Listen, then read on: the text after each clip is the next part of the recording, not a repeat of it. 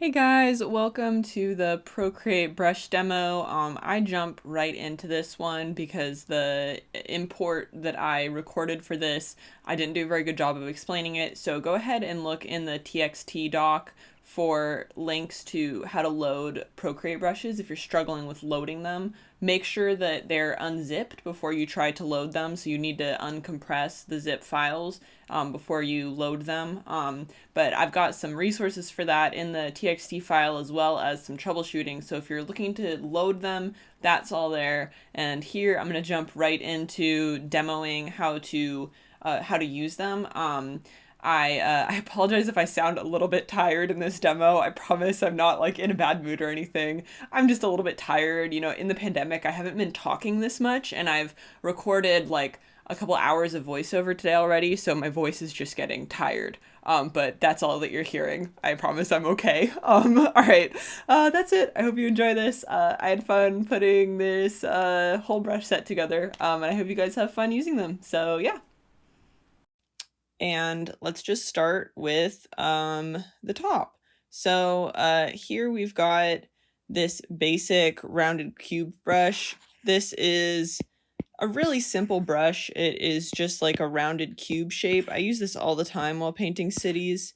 It's just a really nice brush to have in the arsenal for all sorts of different details. And I'm going to go ahead and use that to turn half of this screen dark for the next folder.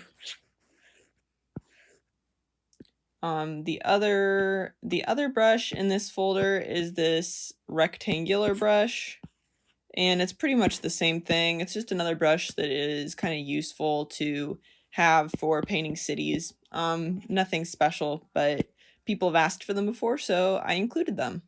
Next up, I'm going to zoom in on this area and let's find the distant lights folder. These brushes are all for painting kind of the distant city lights, you know, like for the far background of a painting. They're meant to kind of generate that effect of really distant lights in the city.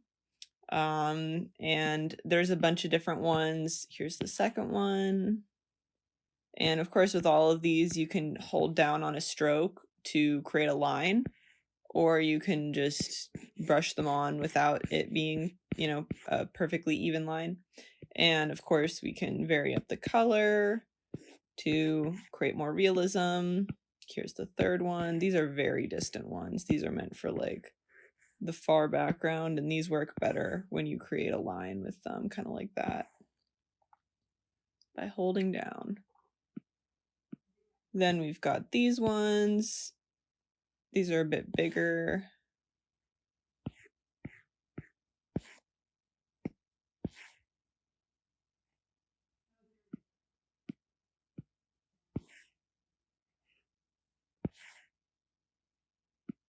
And then some more blocky ones like these.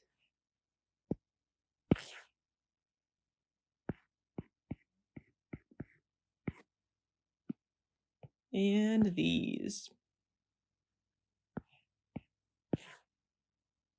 And with all of these, we want to create kind of like a alternating pattern of like areas with more lights and less lights and kind of a zigzag pattern. And that is the distant city lights. Then next we have these far buildings. So this is just meant to be like one step closer, kind of. So in front of the most distant lights, but not into like the main city area yet.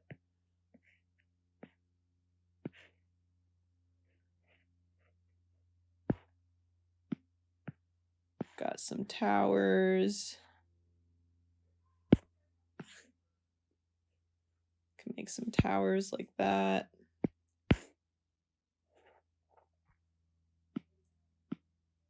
Another tower. Oh, it's the same one. That one has some color variation on it.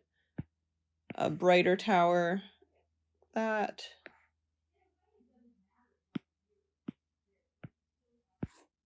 more lights. These ones are actually meant to be side to side, not up and down. Just kind of general city noise.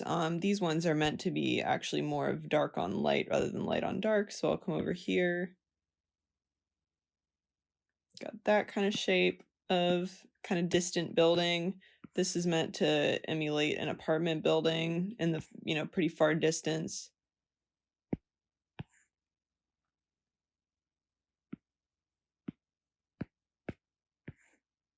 And a distant building. So those are our distant lights and then kind of the more distant but mid-range buildings. Okay, the next set of brushes are these city noise brushes, and I want to show you guys first like what the intention is with them. So the intention is to create like this kind of noise that you see in like the background of this photo here by Mike Sington. I just Googled Los Angeles city photography to try to find something like this. So the idea is to be able to mimic, this kind of noise that you see in here. Do you see what I mean? And like we want to use a bunch of different brushes to do this, not just one, because it will look a lot more real if we kind of vary them.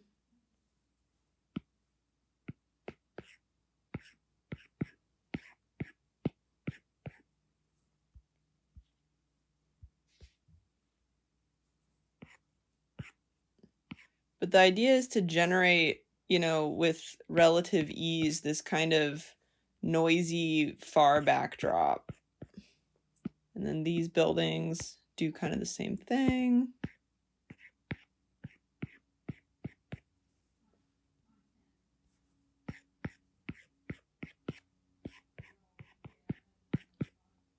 So I hope you kind of see what I mean. And they're meant to be used, kind of, just for these like far background areas. It's definitely not going to look good up close, but it's meant to be, like seen from like really zoomed out, So like seen from, oh, this is just a tiny corner of the painting, and then you have, the main painting in front or whatever. But I just wanted a way to like, as quickly as possible generate this kind of square shaped noise. So that was the intention with these brushes. Next up, we have these silhouette brushes. So these are also meant for kind of the far background, it's just meant to allow you to drop in city silhouettes, as quickly as possible. And we've got some of these brushes that just create different shapes of rectangles like this. And same thing, but with taller buildings.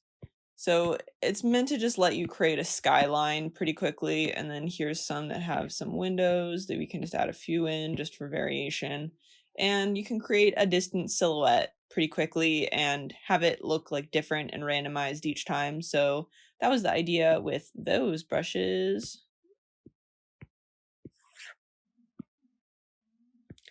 Next, we've got window stamps. So these are just for if you want to really quickly drop in, a single set of windows like this.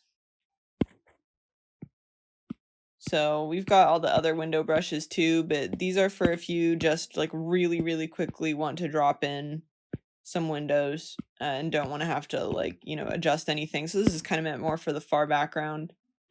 You'll see there's a ton of windows, but these are just there for if you need to grab something really, really quickly.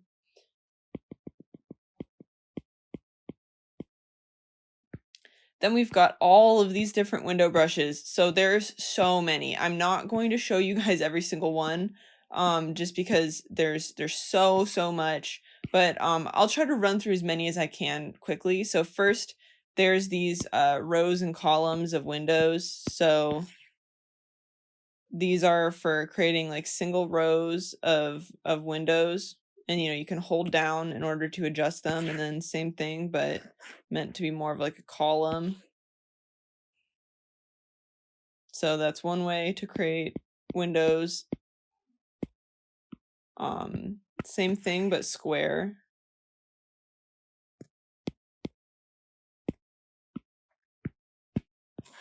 And then a window stack. Got so many of these window stacks. So these are the ones that I'm gonna run through them without talking too much, and I probably won't do all of these. Here, I'll make that a little bit bigger. Just because you guys, they all work the same way. Oops. They all work the same way, and it's just different patterns of windows. You know, we just have so many different patterns of windows. And the reason why I'm doing so many is because it allows us to like add more variation into a painting, you know, really easily, so that it doesn't feel repetitive, so that, you know, you can have a painting with 16 buildings and none of the buildings have exactly the same window structure, just like, you know, when you're looking at a real city. So that's why there's so many of these, and you can space them out differently too to create, you know, even more variation.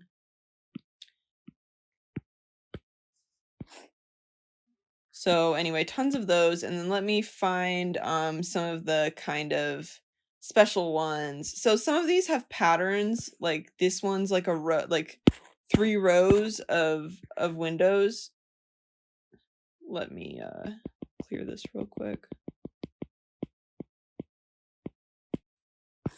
This one is like 3 rows of windows or 3 columns of windows. This is kind of the same thing but with different spacing. So those are cool for like apartment buildings or like office buildings. Let's see. This is for like a really, really big skyscraper. Let me show you. Like that's like a massive skyscraper with really tiny windows. Oh yeah, and then there's some of these that are a little bit more graphic, like these.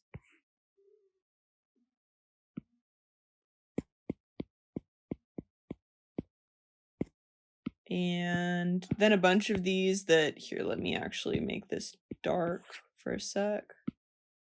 And do light windows. So there's a bunch of these skyscraper windows that have some cool like lighting effects on them, like this, to where, you know, it's like alternating different colors of window, like light and dark. That one has some color jitter on it. More, all just for different kind of patterns of skyscraper towers. Oops, a little too big.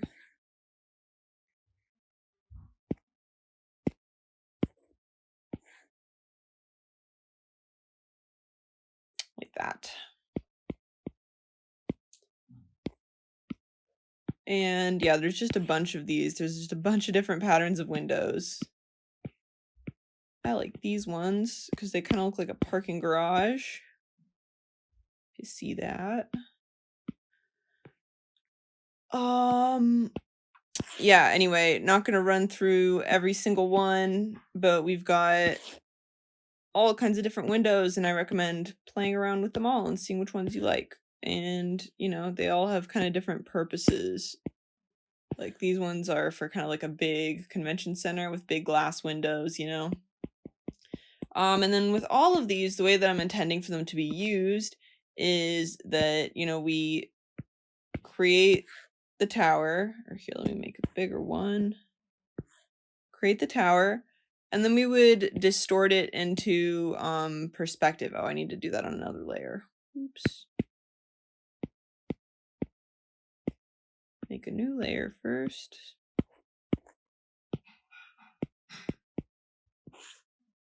Make our tower, and then, you know, say we've got our sketch, we've got our drawing already. Then we go ahead and we would distort it to fit our drawings. You know, we've got our drawing already in perspective.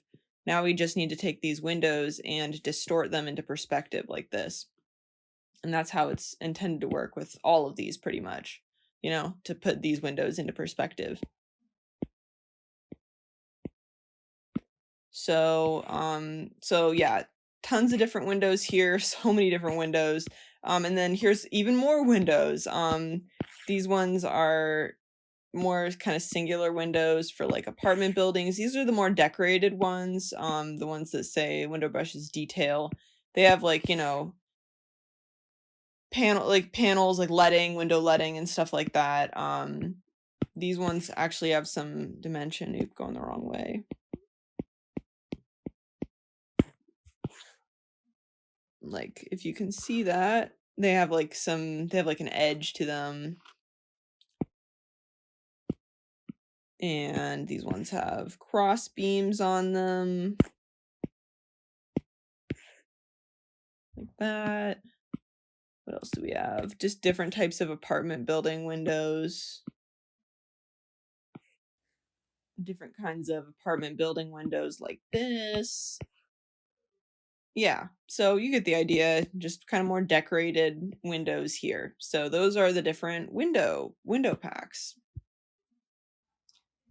All right, next up we have bricks. So I filled it with kind of a brick looking color, or the kind of the white area in between bricks, that kind of a color.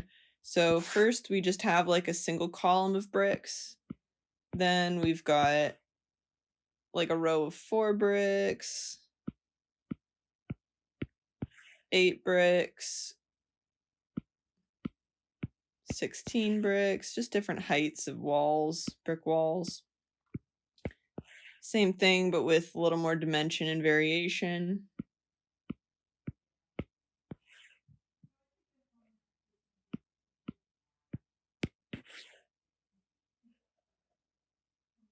And then this is the same thing, but a little bit like splotchy for if the wall is not perfect, you know? Like that. So, oh, and then these are taller bricks. Oops. So it's just like the other ones, but taller. So those are all the different bricks. Then we also have tiles. So these could be used for like floor tiles. Oops. For, yeah, like floor tiles, for you know, just side of building tiles, like pretty much any time you need tiles, these should hopefully do the trick. And you know, same thing, we would set it up and then distort it into space. So do that, get it all set up, and then we would distort it. So, you know, if it was going on the ground, we would do this.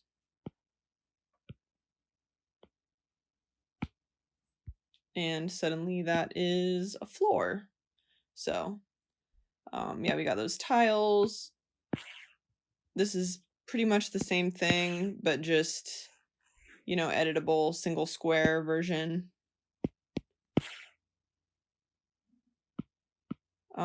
And then this says windows, but it can be pretty much anything. I just think that this kind of brush is useful for painting cities, like generating kind of square noise like this could be used for all sorts of different things. So whatever you need that kind of pattern for.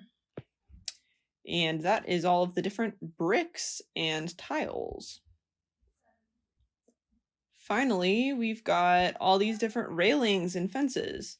So these are, yeah, they're also just like, you know, draw, hold down, adjust. And then I also intend for these to be used in perspective. So, you know, just distort it and to follow your perspective. So that's how all of these work is, you know, you make your row and then you just distort it into perspective. And that's just a balcony. But then there's fire escapes like that you could put on a side of a building. More fences. More railings.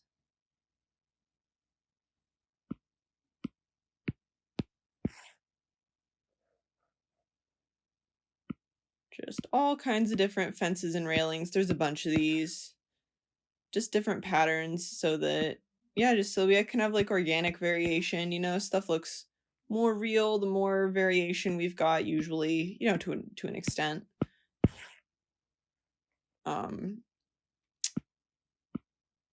Yeah. Oh, we also have chain link fences. Let me make a new layer real quick. Show that one. That one's actually pretty cool because it's got the little pattern in there. I like it. Then we've got chain link fences, which these can actually be used like that, like they can be used straight, but we can also vary up the lines and almost kind of layer it, and it really does look quite a bit like chain link fence. Happy with how that came out. And then this is the same thing, but broken up edges. So, use it to create chain link fence noise without the hard top and bottom. And then this is got a railing. So it's the same thing, but with a railing on the top and bottom. And then the last brush is just a bridge brush. I just didn't know where to put it.